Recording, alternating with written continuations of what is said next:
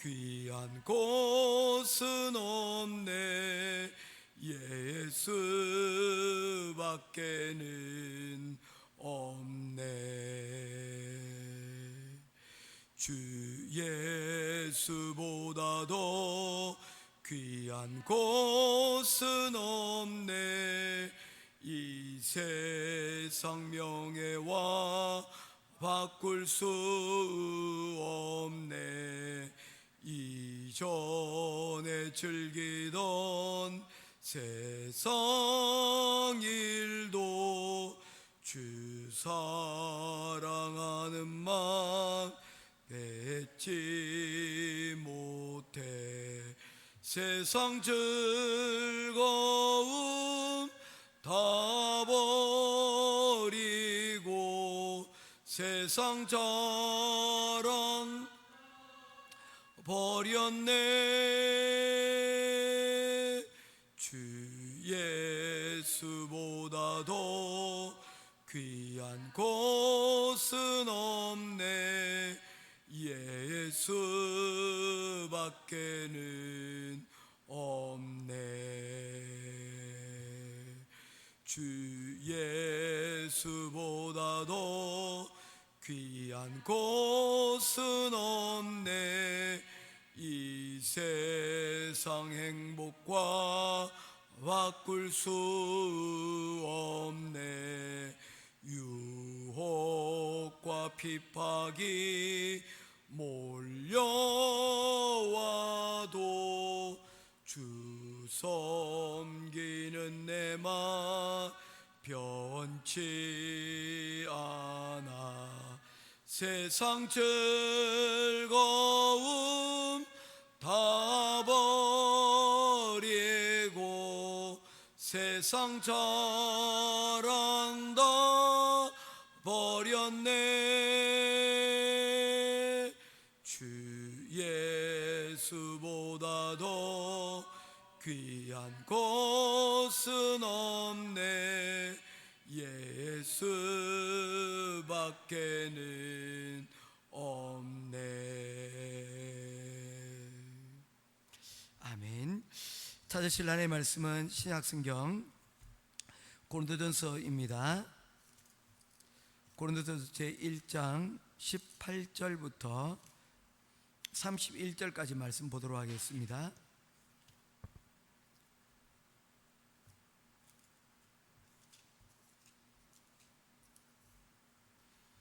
고린도서 1장 18절에서 31절까지입니다. 제가 먼저 읽겠습니다. 십자가의 도가 멸망하는 자들에게는 미련한 것이요 구원을 받는 우리들에게는 하나님의 능력이라. 기록된 바 내가 지혜 있는 자들의 지혜를 멸하고 총명한 자들의 총명을 폐하리라 하였으니. 지혜 있는 자가 어디 있느냐? 선비가 어디 있느냐? 이 세상에 변론자가 어디 있느냐? 하나님께서 이 세상의 지혜를 미련하게 하신 것이 아니냐? 하나님의 지혜에 있어서는 이 세상이 자기 지혜로 하나님을 알지 못하므로 하나님께서 전도의 미련한 것으로 믿는 자들을 구원하시기를 기뻐하셨도다. 유대인은 표적을 구하고 헬라인은 지혜를 찾으나 우리는 십자가에 못 박힌 그리스도를 전하니 유대인에게는 거리끼는 것이요 이방인에게는 미련한 것이로되 오직 부르심을 받은 자들에게는 유다인이나 헬라인이나 그리스도는 하나님의 능력이요 하나님의 지혜니라. 하나님의 어리석음이 사람보다 지혜롭고 하나님의 약하심이 사람보다 강하니라. 형제들아 너희를 부르심을 보라. 육체를 따라 지혜로운 자가 많지 아니하며 능한 자가 많지 아니하며 문벌 좋은 자가 많지 아니하도다. 그러나 하나님께서 세상의 미련한 것들을 택하사 지혜 있는 자들을 부끄럽게 하려 하시고 세상의 약한 것들을 택하사 강한 것들을 부끄럽게 하려 하시며 하나님께서 세상의 천한 것들과 멸시받는 것들과 없는 것들을 택하사 있는 것들을 폐하려 하시나니 이는 아무 육체도 하나님 앞에서 자랑하지 못하게 하려 하심이라. 너희는 하나님께로부터 나서 그리스도 예수 안에 있고 예수는 하나님으로부터 나와서 우리에게 지혜와 의로움과 거룩함과 구원이 되셨으니 기록된 바 사랑하는 자는 주 안에서 사랑하라 함과 같게 하려 함이라. 아멘. 아멘. 어제 학생들하고 말씀을 나누면서 그렇게 몇 가지를 얘기를 했습니다. 첫 번째 한 것이 학생이란 무엇인가 라는 것이었습니다. 우리 같이 한번 질문을 해볼까요? 우리 이경주 목사님, 예, 만만한 게 지금 목사님밖에 없네요. 목사님, 학생은 학생에 대한 정의를 내리신다면 학생은 어떤 사람입니까?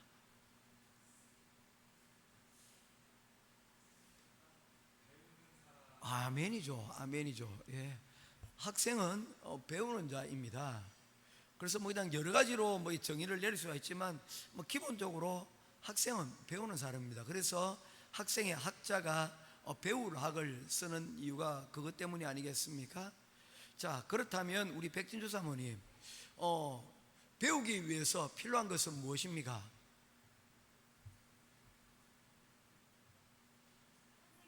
맞습니다. 정답입니다. 오늘은 정말 쉽게 풀리네요. 학생은 배우는 사람이고 배우기 위해서는 누군가 가르치는 사람이 필요합니다. 그래서 그 가르침을 받아야 배울 수가 있는 것이죠. 그래서 학생에게 있어서는 복이란 어떤 것이 복입니까? 선생님을 만나는 겁니다. 좋은 가르침을 주는 좋은 선생님을 만나게 되어지면 학생의 고민은 사라지게 되는 것입니다. 그래서 특별히 학업을 위해서 우리가 기도할 때 만남의 축복을 우리가 기대해야 됩니다. 뭐 그냥 어떤 사람을 만나느냐 하는 것이 어떤 결혼할 때만 또는 어떤 여자친구 남자친구를 사귈 때만 필요한 것이 아니라 우리가 공부하는 그 과정 가운데서도 어떤 스승, 그 스승이라는 게 우리가 그냥 일반적으로 정의되는 학교의 선생님을 떠나는 겁니다. 그것이 부모님일 수도 있고요, 그것이 여러분 세상에 있는 친구들일 수도 있고요, 혹은 나보다 나이가 더 어린 사람이 될 수도 있는 겁니다. 혹은 책의 나이의 스승이 되기도 하고, 나에게 가르침을 줄 수 있는 모든 도구들은 내가 스승으로 삼게 되어지면 나는 언제나 학생의 자리에서 나는 배울 수가 있게 되는 것입니다. 그래서 이 배운다는 것의 범위를 우리가 한정짓는 것만 아니라 좀 더 우리가 넓게 마음을 연다 그러면 우리는 더 많이 배울 수 있고 그 배움으로 인하여 좀 더 나은 삶을 살아갈 수가 있는 것입니다. 두 번째로 이제 장로님 해야 되겠습니다. 많이 오늘 안 오셔가지고. 장로님, 그리스도인이란 교회, 그리스도인은 좀 너무 방대하고요, 교회에 오는 가장 궁극적인 이유는 뭡니까? 구원받기 위해서. 정답입니다. 좀 더 그걸 사실은 이 교회 나오는 이유를 좀 더 우리 실질적인 것으로 이렇게 바꾸게 되면요, 뭐냐면 예배를 드리기 위해서 옵니다. 그래서 교회의 가장 큰 사명, 본질적인 사명, 우리가 교회에 하는 많은 일들이 있지 않습니까? 구체적으로 몇 가지가 있는데 어떤 겁니까? 우리가 전도하는 일들, 그리고 또한 교회가 또한 봉사하는 일들, 뭐 이런 것들이 있습니다. 그래서 초대교회에서도 이 봉사하는 일들을 많이 하려고 하다가 그 가운데서 여러분 어떤 일이 생겨나게 됩니까? 서로 다툼이 일어났지 않습니까?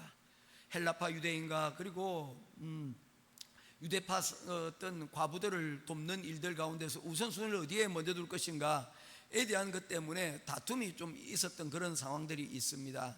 그런데 사도들이 이 모든 일에 대해서 지혜롭게 이 일을 대처를 합니다. 뭘 합니까?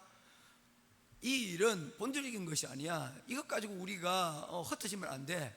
우리가 나아가야 될 곳은 우리는 오직 본질인 말씀을 전하는 것과 기도하는 일에 우리가 전무하리니 라는 이 말을 한마디로 얘기하면 우리가 예배드리는 일에 우리가 초점을 둬야 된다는 것입니다.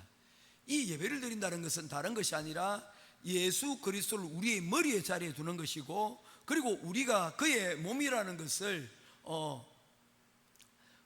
우리가 나타내는 것이 바로 예배입니다. 그래서 예배는 일종의 우리 몸의 기능 가운데 목과 같은 역할을 하는 것입니다. 그래서 머리 대신 예수 그리스도와 몸된 우리 교회를 연결하는 가장 큰 통로가 바로 이 목인데, 이 목이 바로 예배다라고 말할 수가 있습니다. 그래서 교회의 본질은 다른 것이 아니라 예수 그리스도를 우리 머리로 말하는 것이 우리 주인 되심을 어떻게 하는 겁니까? 우리가 인정하고 받아들이는 거예요. 그래서 교회라는 단어가 처음으로 등장하는 것이 마태복음 16장 16절 부분 아닙니까? 너희는 세상 사람들은 나에 대해서 엘리야라 그러기도 하고 세례 요한이 죽었다가 살아났다 하기도 하고 어떤 이들은 예레미야가 왔다고 얘기를 하기도 하는데 너희들은 나를 누구라고 하느냐? 베드로, 나 한번 대답해봐. 했더니 베드로가 대답을 합니다. 주는 그리스도시요 살아계신 하나님의 아들이십니다. 이게 중요한 것은 뭐냐면 로드십입니다. 예수님께서 우리의 주인 되시는, 바로 우리의 머리 되시는 바로 그 하나님의 아들이십니다. 그래서 우리의 신앙 고백은 바로 여기에 다 함축되어져 있는 거예요. 예수는 우리의 주인이십니다. 주인님이시다. 그리고 예수 그리스도는 그리스도, 하나님께서 보내신 우리를 구원하기 위한 메시아 그리스도입니다. 그리고 예수 그리스도는 하나님의 아들이십니다. 이 세 가지 요소가 바로 우리가 교회 오는 가장 큰 이유가 되는 것입니다. 그래서 이 예수 그리스도를 이렇게 고백하는 이 모든 행위를, 주님이 주님 되심을 표현하는 것이 뭐냐면 바로 예배입니다. 뭐 구제도 좋고요, 전도도 좋지만, 그러나 그 모든 것에 앞서서 예배가 가장, 여러분, 우리의 주인 되신 예수 그리스도를 주인됨에 두기하는 것은 바로 이 예배라는 것입니다. 이 예배는 그래서 5가지 요소로 구성이 되어 있습니다. 어떤 것입니까? 기도입니다. 그리고 우리가 기도할 때 우리가 겸손해지고요, 그리고 예수 그리스도를 우리의 주인의 자리에 두는 것입니다. 아멘 아닙니까? 찬양하는 겁니다. 우리가 하나님의 이름을 높이고 찬양 부르고 감사할 때 그게 뭡니까? 그 예배죠. 그걸 예배라고 말할 수가 있는 거예요. 오늘의 예배는 이 찬양과 굉장히 밀접한 연관이 있습니다. 세 번째, 여러분, 우리가 예배를 드린다는 것은 무엇입니까? 그의 말씀을 듣고 그의 말씀을 따르는 것. 그래서 말씀이 우리 가운데 없다면 여러분 안고 빠진 찐빵과 같습니다. 그래서 우리가 교회가 된다고 할 때 법궤가 있어야 된다고 제일 먼저 얘기를 하지 않았습니까? 그래서 말씀이 없으면 안 돼요. 우리가 궁극적으로 쫓아가고자 하는 것은 예배의 형식이 아니라 그의 말씀, 기록된 그 말씀을 우리가 아멘으로 듣고 그 말씀에 순종하고 나아가는 것, 이것이 바로 예배의 본질입니다. 그래서 예배의 가운데는 겸손도 있지만 복종한다라는 이 복종이 그 가운데 여러분 있는 것입니다. 네 번째, 여러분, 예배란 어떤 것입니까? 예배의 네 번째 요소는 교제입니다. 릴레이션십 혹은 멤버십이라고 이야기를 하는 것이죠. 우리가 주의 말씀을 듣고 그것을 우리가 뭐 하는 것입니까? 요한 사도가 얘기했듯이 하나님은 사랑이라, 그래서 우리가 그 사랑을 함으로써 우리가 뭐가 된다는 것입니까? 우리가 하나님께 속해 있고 하나님이 우리 안에 있다라고 말할 수 있다고 이야기를 했습니다. 그렇지 않습니까? 요한은 믿음이라는 것을 이렇게 표현을 하고 있습니다. 멤버십입니다. 펠로우십이죠. 우리가 서로 사랑하는 것, 이것이 바로 뭐 하는 것이다? 이게 예배다. 하나님이 우리 안에 있다는 것, 하나님을 높인다는 것, 하나님께서 우리에게 말씀하고 복종한다는 것의 궁극적인 지향점은 어디에 있다는 것입니까? 결국에 서로, 성도들끼리 서로 사랑하고 서로 돌아봐 주는 것, 이것이 바로 예배의 본연의 정신이라는 것입니다. 그래서 우리가 예배를 한다고 했을 때 그 예배는 반드시 사랑으로 여러분 서로 간에 조화를 이루고 서로를 높여주는 이런 시간들이, 이런 여러분 단계가 바로 중요하다라는 것을 말씀을 하고 있는데, 그래서 우리가 서로 주 안에서 교제하는 것, 이것은 바로 다름 아닌 예배의 일환이 되어지는 것입니다. 마지막 끝으로 예배는 어떤 것입니까? 바로 우리가 지금 예배의 형식 가운데 하나가 헌금입니다. 근데 이 헌금이라는 것이요, 사실은 이게 헌금이라고 해서 돈과 관련된 것 같지만 실제로는 그게 아니에요. 오프링이에요. 영어로 정확하게 헌금을 얘기하면 오프링, 드린다는 거예요. 이 드린다는 게 뭘 드린다는 겁니까? 이걸 구약적인 의미로 보게 되어지면요, sacrifice예요. 희생한다는 거예요. 뭘 희생하는 겁니까?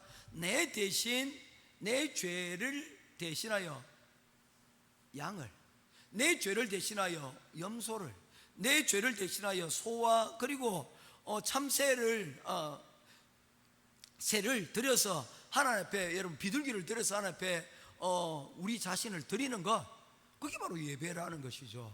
그래서 이 예배의 요소 이 5가지는 그 어느 것 하나 빼놓을 수가 없다는 것입니다.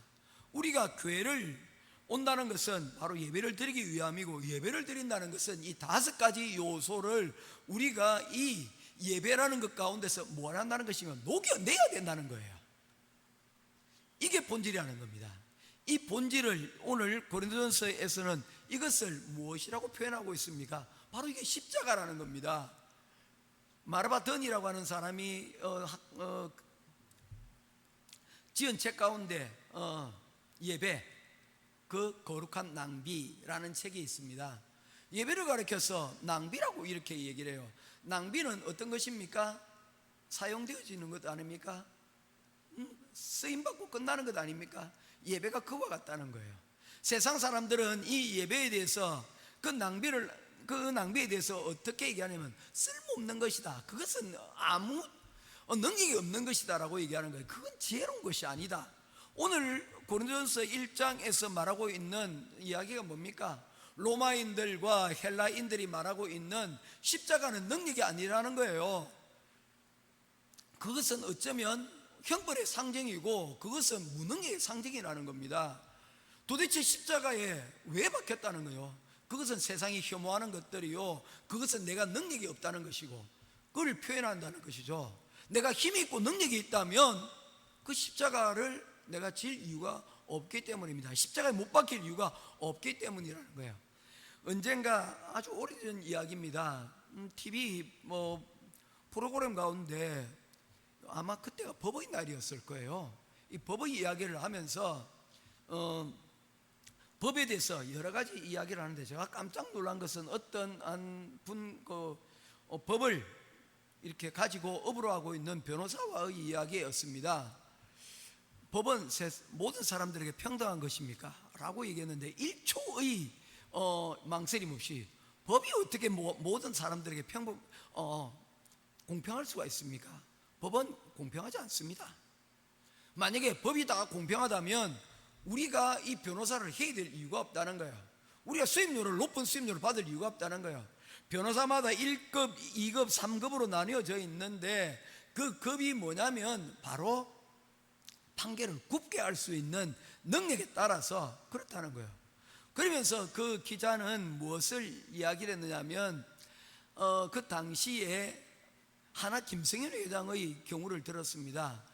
김성현 회장이 어떤 회사돈을 유용하고 공금을 횡령한 그런 부분에 있는데 무려 2,300억입니다. 지금으로부터 약 20년쯤 된 일인 것 같아요. 굉장히 큰 돈이지 않습니까? 2,300억이었대요. 와. 그런데 결론은 3년 징역에 5년 집행유예로 풀려난 겁니다.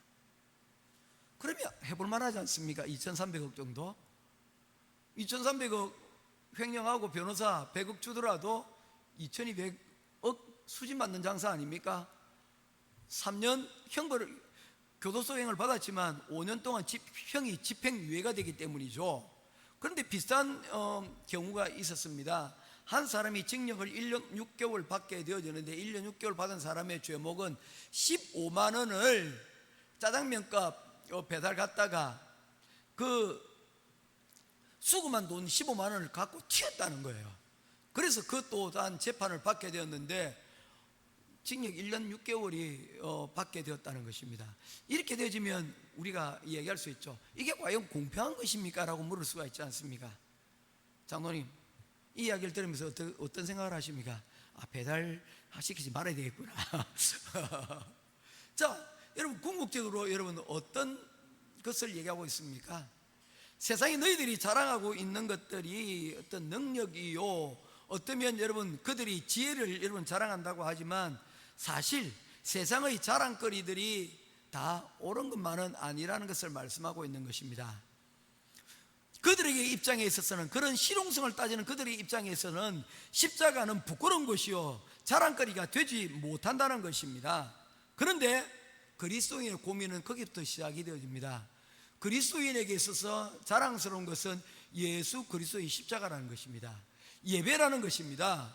이것은 세상 사람들이 인정하지 않는 것입니다. 예배를 드리고 그렇게 하는 그 모든 것들이 세상에 어떤 줄을 대기 위함이냐, 아니면 그걸 통해서 어떤 우리의 명예가 높아지는 일이냐, 그렇게 되어진다면 그것은 할 만하다는 것이죠. 그런데 무슨 십자가가 능력이 있어서 우리에게 그와 같은 이로움을 줄 수 있느냐는 것입니다.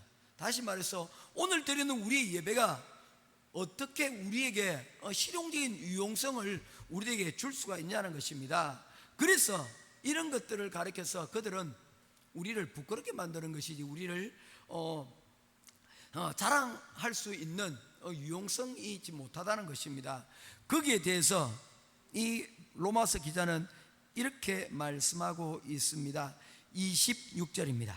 25절까지가 방금 제가 드린 내용이요 26절입니다. 형제들아 너희를 부르심을 보라.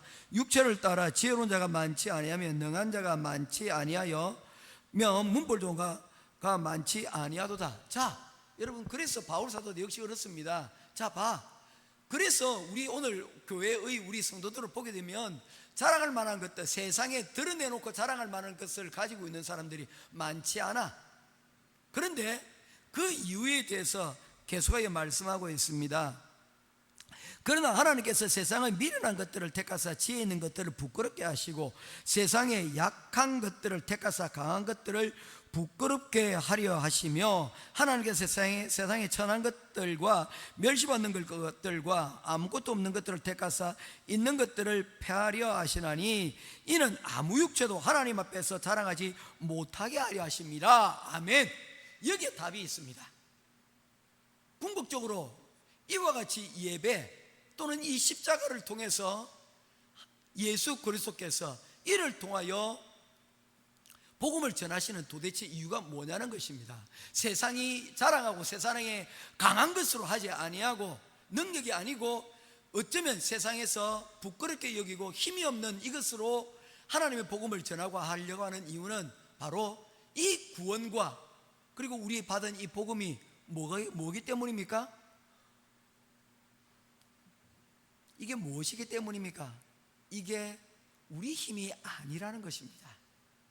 이 모든 것들은 오히려 그런 것들이 없기 때문에 우리는 기도하고, 우리가 그런 것이 없기에 우리가 말씀을 듣고, 우리가 그런 것이 없기에 우리가 희생하고 여러분 교제하고, 우리가 여러분 교만해지고 다 이 모든 것이 내 것이라고, 내 때문이라고, 내 능력 때문이라고 생각을 하면 교제할 수가 없는 거죠. 교회에서 여러분 악수를 할 때 악수를 할 수 있겠습니까? 내가 어떤 사람인데 나를 들여다봐야지. 그렇게 되면 교회의 공동체성은 깨어지고 만다는 것입니다. 오직 예수 그리스도만 나의 주인이시고 그 외의 모든 것들은 뭐하는 것입니까? 예수 안에서 우리는 함께 지어져가는 교회일 뿐이야. 하나님의 능력이 없이는 우리는 어쩌면 아무런 능력이 없는 그런 사람들이면 우리의 삶은 미완성일 뿐이야 라고 얘기를 하는 것입니다. 바로 그런 사람들을 모아서 공동체를 세우고 이 교회가 하나님의 교회로 주님의 주인 되심을 선포하는 교회가 되게 하셨다는 것입니다. 할렐루야. 그 일에 우리가 오늘 부르심을 받아 오늘 우리가 이 자리에 나와 있는 것입니다. 그래서 우리의 마지막 결론은 이렇게 되어야 됩니다. 31절 같이 읽고 마치겠습니다. 시작. 기록된 바 자랑하는 자는 주 안에서 자랑하라 함과 같게 하려 함이라.